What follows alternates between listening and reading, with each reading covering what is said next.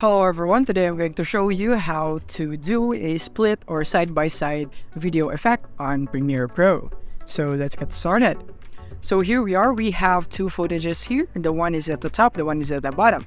So if you're thinking that the way to do this is by simply dragging your position and just simply dragging the video to the side, just like this one, is not the way on how you can do it, because as you can see, we will only see the other half of that video right here. As you can see, we can see the subject because it's not in the middle. So what we want to do is we want to put it in the middle so that we can see the subject when we do a side-by-side comparison or side-by-side video effect.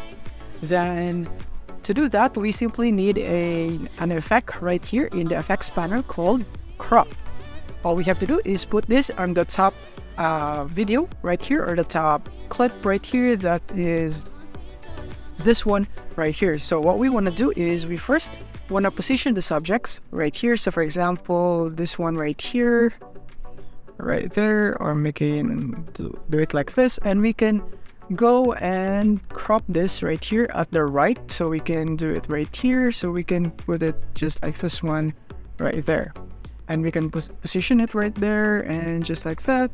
And then for this one at the bottom, so that we can see the subject, we can also drag this, clicking on the motion right here under effect controls, and we can do it just like this one so that we can see all the subject. And this is the correct way on how you can do this.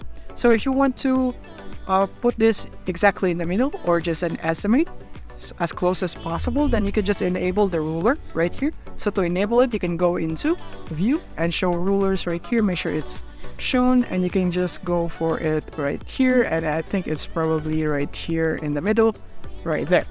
And just like that, we can now have the split side-by-side effect, and you can adjust it in the crop right here.